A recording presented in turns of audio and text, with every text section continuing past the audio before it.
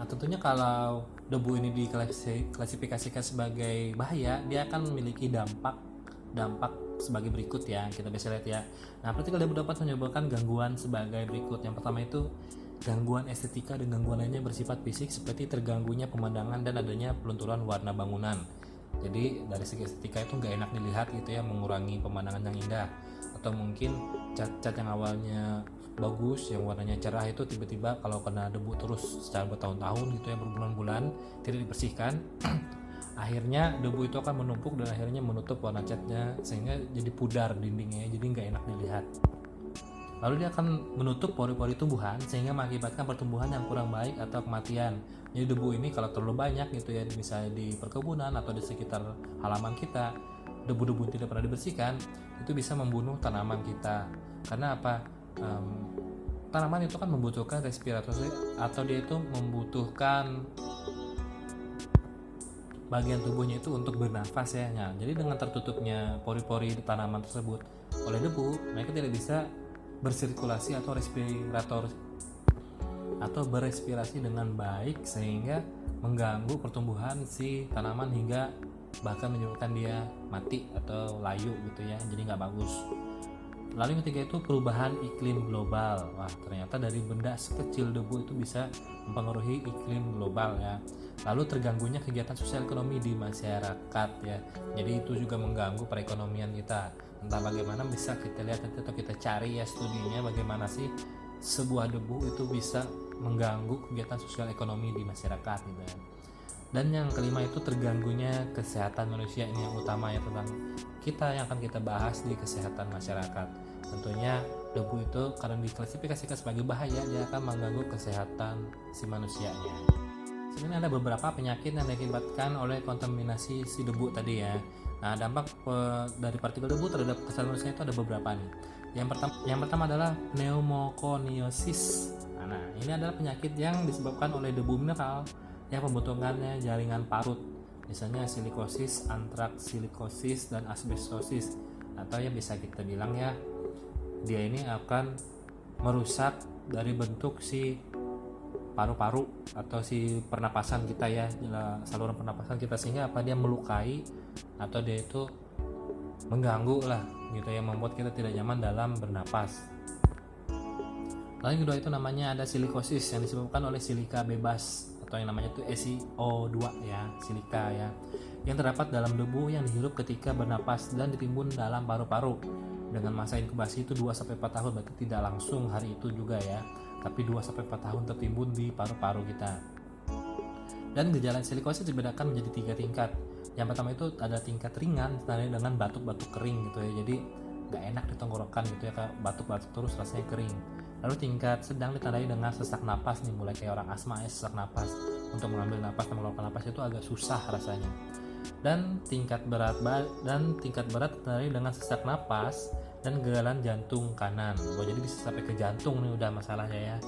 Cuma gara-gara debu ya, bukan gara-gara debu juga sih, ada bahan kimia dalam debu itu atau terkandung dalam debu itu.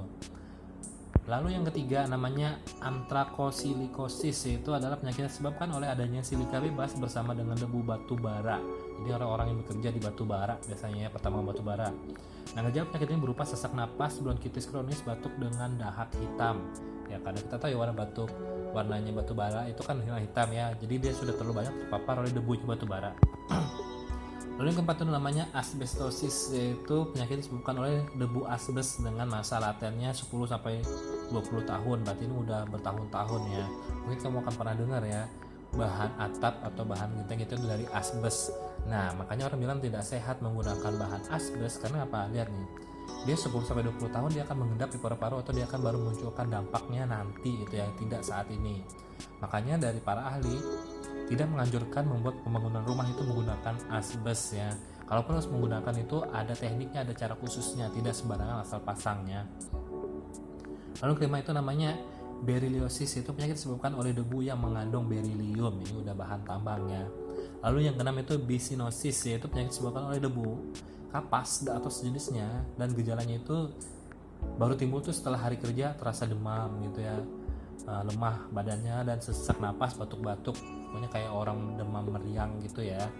Nah, Lalu ada stenosis, itu adalah penyakit disebabkan oleh debu biji timah putih SNO. Jadi kalau kamu kerja dengan biji timah atau dengan bahan berupa timah, maka penyakit stenosis ini yang mungkin akan menanti gitu ya. Lalu ada siderosis, itu adalah penyakit yang disebabkan oleh debu yang mengandung Fe2O2. Ini bahan-bahan logam, bahan tambang kimia semua ya. Tentunya kalau ada bahaya itu ada cara untuk mengendalikannya. Nah, ini adalah beberapa cara pengendalian debu di tempat kerja.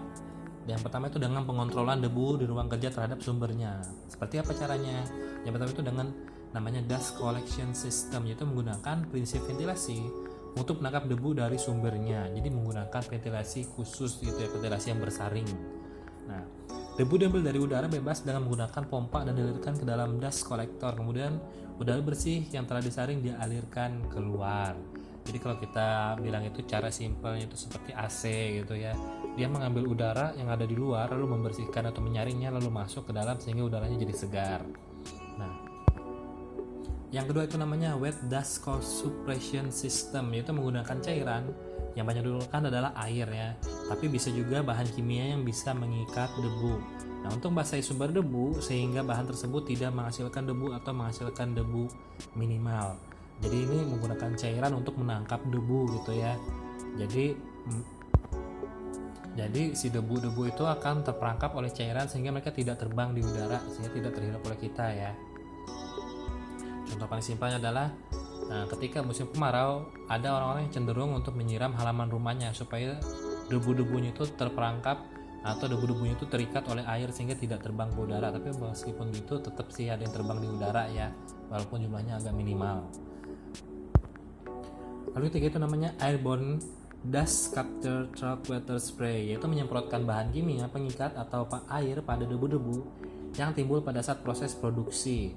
Nah, semprotan ini harus membentuk partikel cairan yang sangat kecil atau droplet sehingga bisa menyebar di udara dan mengikat debu yang berterbangan membentuk gumpalan dan jatuh ke bawah karena gravitasi. Jadi ini menggunakan semprotan spray gitu ya untuk menyemprot udara itu yang mengandung debu sehingga debu-debunya itu akan terikat di air atau di droplet di titik-titik air tersebut dan akan jatuh ke bawah ke lantai gitu ya, sehingga tidak terhirup oleh kita. Contohnya gimana?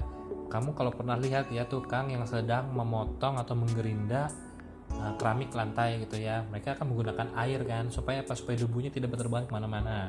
Jadi sembari dia menggerinda, dia akan menyemprotkan air supaya debu-debu yang terlepas oleh atau hasil dari pemotongan oleh gerinda itu tidak terbang ke udara. Itu contoh simpelnya ya.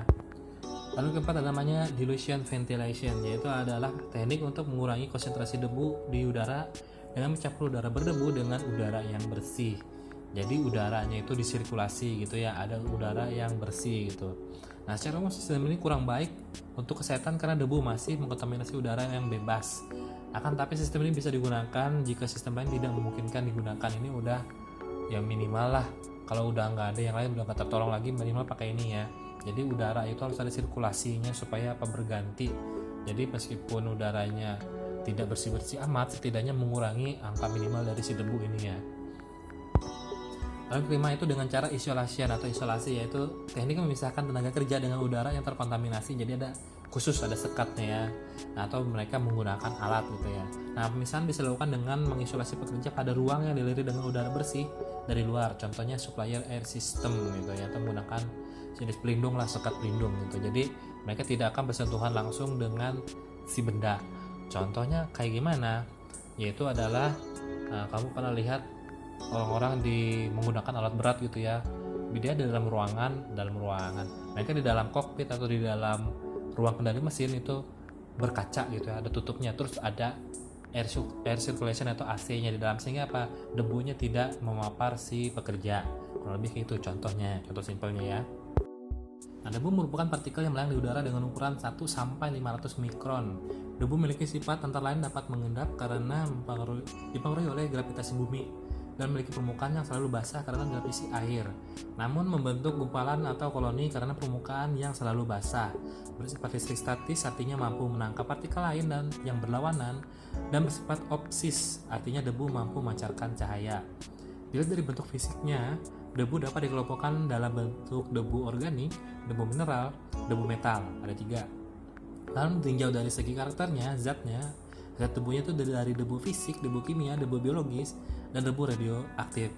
Nah, dari sisi kesehatan kerja, debu diklasifikasikan menjadi 3 kategori, yaitu ada debu respirable dust, inhalable dust, dan total dust.